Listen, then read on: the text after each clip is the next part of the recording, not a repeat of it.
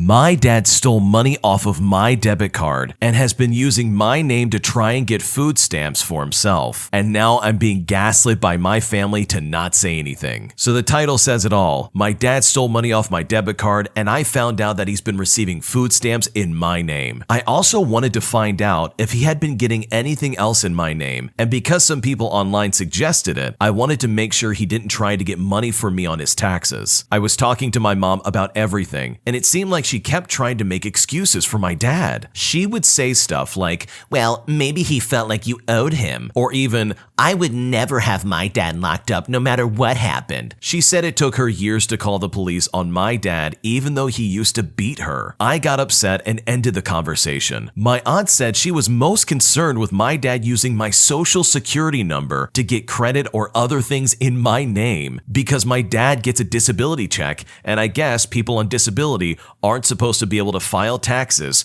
or claim people on their taxes or something like that. But my mom called my aunt and told her that she and my dad had been taking turns claiming me on their taxes for years. She said she claimed me last year, so she was pretty sure my dad had claimed me this year. She said my dad could go to prison for this, and she didn't want him to go to prison for claiming his child on his taxes. My mom told me that what my dad did with the food stamps was wrong, but that I left my dad's house without giving him anything. So maybe this was just his way of trying to get something for letting me stay in his house. She said that I had been rebelling against her by not trying to go to church, and that I needed to search my soul or whatever that means to see if I want to come back. All of this, by the way, has to do with the fact that I'm not straight. She said even if I really am gay, then how could it hurt to repent and go to church and try to be straight just for her? She said she actually talked to my dad, and he told her that I had been rebellious and disrespectful to him, and that is why he kept getting in my face and screaming at me and insulting me, as if that's a good excuse. She said that my dad had never been like that with me before, and I need to think about what I did to contribute to that and take responsibility for my part in everything. And apparently I needed to think about how my dad felt knowing that his little girl was not the person he thought she was. My mom said that my dad was almost in tears and that he was just as hurt as me, and he feels bad about the food stamps and taking money off of my debit card, and that my dad is a really good person deep down, and if he doesn't have a temper, she would still be with him. The only thing he ever did wrong when they were together was hit her, and that he has never and would never hit me or my brother or my sister. Then she said that if I didn't press charges against my dad, that she and my dad would pay me when they received their income tax refunds. And I'm no lawyer, but that definitely sounds like a bribe. She said if my issue is that he stole from me, then him paying me back should settle everything. And if I want him to go to jail, then I'm just being vengeful. And I need to think about what it will do to my brother and sister if their dad is in prison. She said I need to think about if it's worth it to hurt my brother and sister just to hurt my dad. I cried while I was talking to my mom. I cried for a long time afterwards. I found out a lot, but especially two things. One is that even though my mom talks so much garbage about my dad when they split up, it seems like my mom still loves my dad. Even after she knew that he had been yelling at me, scaring me, had threatened me, and stolen from me, apparently she still talked to him and she still sympathized with him. My mom would never let me live with her because I'm gay, but if she thought my dad would never hit her again, she would be with him. The other thing I know now is that my mom cares about my dad a lot more than she cares about me. It's weird because up until now, that probably wouldn't have bothered me, but I didn't expect her to have more sympathy for my dad than me after knowing that my dad has threatened me and stolen from me. I can't imagine never having anything to do with my mom again, but right now I don't want anything to do with her. I don't know if that's fair or rational, but that's how I feel. I don't know what to do. I think my dad should go to jail for what he did, but I don't want to hurt my brother and sister, and I know they would hurt if my dad went to jail, and it would hurt more knowing that I'm the one that put him in jail. And my aunt pointed out that I worked most of last year, so I could file taxes myself unless my dad did claim me this year. My mom said they would pay me, but for one thing, how can I trust that? And I don't know if I want money that they are trying to give me just because my dad doesn't want to get in trouble for wronging me. The other thing is, I already contacted the police about him stealing the money off of my card, and he is already being investigated for receiving food stamps in my name. My mom doesn't think he's going to jail for that, but I lived with my dad for about a month as an adult, and that was the first time I've lived with him since him and my mom were together when I was a kid. And he was getting food stamps in my name like he was me. So I don't know if my mom knows something I don't, but I honestly think he's going to be in a lot of trouble for that. And I found out about that accidentally. So it's not like I woke up one day with a vendetta against my dad. And what if my dad tries to steal from my brother and sister like this? What if I'm protecting them by pursuing this? Am I wrong for wanting my dad to go to jail? Should I just let everything go since my mom said that she and my dad would pay me back? I'm not going to have anything to do with my dad no matter what, but should I keep trying to make this relationship work with my mom? I did finally let my aunt know how bad I think I need a therapist, and she said she will definitely make sure that happens, so that's a good thing. Am I wrong? Am I a bad person in this situation? What should I do? You are not a bad person in this situation. You have terrible parents. They are gaslighting you. Yes, you absolutely need to pursue this with the police. Do not let them fool you. They are just trying to make sure that your dad does not go to jail. They don't care about you for a second. This money they want to try and give you is just hush money. They want to bribe you to get you to shut up. And no, you are not hurting your sister or your brother by putting your dad in jail. You are helping them. They do not need that kind of person in their life. And sure, maybe they won't understand now, but the older they get, the more they will see the lying scumbag that their dad actually was. You cannot steal from somebody and then impersonate them and basically steal their identity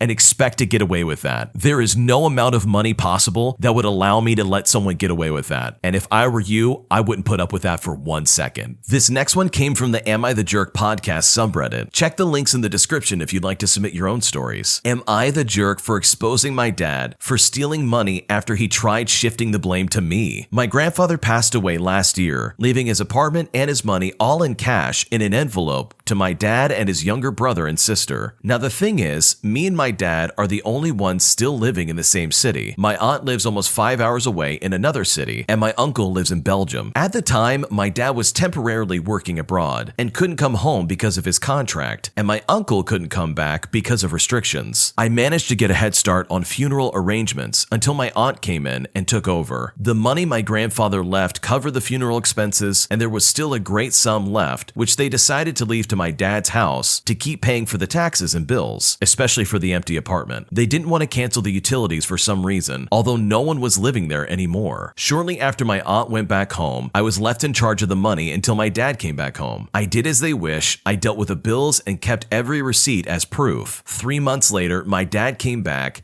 and I thought he would take over, but he said I should continue doing that since I was already used to it. I didn't mind, and I just kept doing it. Now to the problem at hand. My dad started supposedly borrowing money from the envelope whenever he was short on cash, saying he'll put it back later. It was never much, maybe around $4 at a time, but still he did it many times, so it added up. Meanwhile, I moved out from home, but I still kept tabs on the things from the empty apartment, with the money envelope being at my father's, and again, I kept every receipt. It was all good until my aunt came to visit and asked to see the envelope. My aunt and I were the only ones who knew how much money was left after the funeral, but I don't think my dad ever asked. When I showed her the receipts, she saw it didn't add up and asked my dad for an explanation. I then just realized he probably didn't tell his siblings about taking money. It's been almost a year since the funeral, and after my calculations, I spent on bills around 7% of the money, but 15% was missing now. I wanted to ask him if he put it back at all, but before I opened my mouth, he started blaming me for taking money for myself on top of the bills,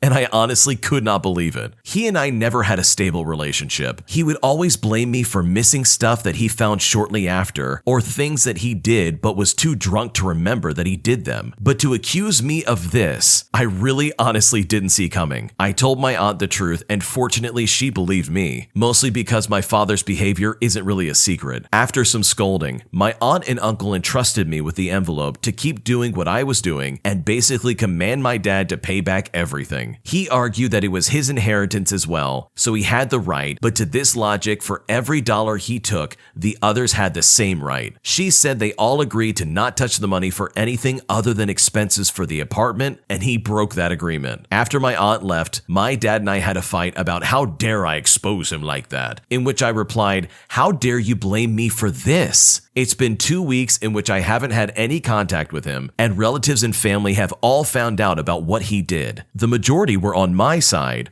while a few outliers said I should have just played along. My defense is simple. I won't be accused of something I didn't do. So what do you think? Am I the jerk? You are not the jerk in the situation. I would have done the same thing. There is no way you're going to be blamed for stealing money. That is a massive thing to blame someone for. Your father honestly needs to take responsibility for the way he acts and to stop trying to gaslight you into taking the blame. And forget those family members that said you should have just played along. That is honestly ridiculous. There is no reason you should be required to play along and try and cover for someone who clearly would never do the same for you. So good for this person for standing up for themselves, and thankfully they saved some face, unlike their father. My entitled ex-friend tries to invite themselves into my home, but then turns really scary when I tell them no. I had a friend, and this is past tense as you can tell, that I had known for just about 40 years. We had kept in contact over the years and it was nice, until it turned really strange. I currently live in a tiny one-bedroom apartment in a city. As part of my lease with a rental company, I agreed to never have overnight guests, like at all. 0 guests no matter what. About 6 months ago, a friend of mine asked if they might come stay with me whilst on holiday. At the time, I was dealing with my mom dying in the hospital, while also having another family member who had the plague that's still going around, and I also started to pack to move to my new place. I examined that I would love to see them, but at the time, I could not accommodate them in my home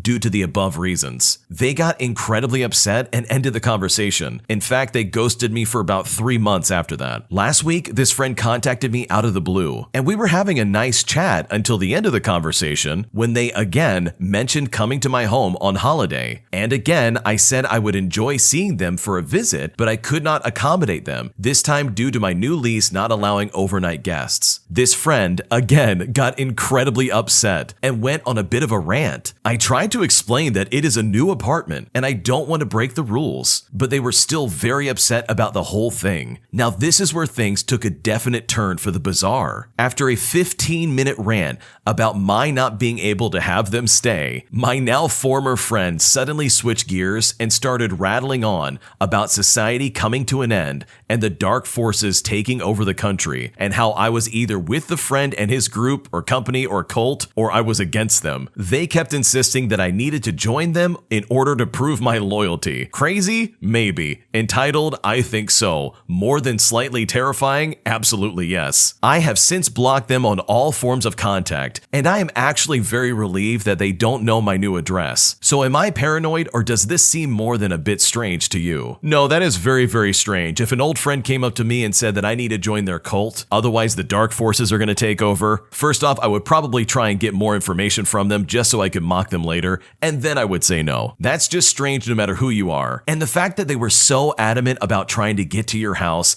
and spend time with you and be at your home specifically is so strange to me. Because who does that? Like seriously, that's just creepy. So I don't blame you for cutting this person off, and blocking them is probably the only way to get away from them and their creepy, weird cult. I found out that my boyfriend of 3 years has a history of cheating, but I love him so much. Should I still trust him? We have lived together for 2 years of the 3. We want to have kids and get married, but he said before we do, he had to tell me something. So he dropped the heaviest news I could have possibly anticipated. I never had any reason to distrust him, so I had no idea. I have an 8-year-old and they're so close and really good together. He got married at 21, and after a year, he found out she cheated on him the entire time. He said he didn't want his marriage to fail, but told her he forgave her and tried to justify it to sweep it under the rug. He said he thought about it every day for 6 years while it lasted, but they were still close and best friends until they grew apart the last 4 months. Shortly after it happened, he thought he would feel better if he got even by trying to cheat as well. So he did end up cheating. He felt guilty and then he got sick, but later told himself it wasn't as real because he did it out of spite and she did it for real. Anyway, this started a cycle of him cheating for 5 years every few months. She never did again as far as he knows. He started short flings and then ended them. So he didn't just cheat on his ex, but these other girls who thought he was with them as well. The next relationship lasted 4 years. 8 months in, he found out she cheated on her previous ex. Up till that point, he was loyal. That day, he said he cheated on her to get even again. And that started the cycle back up,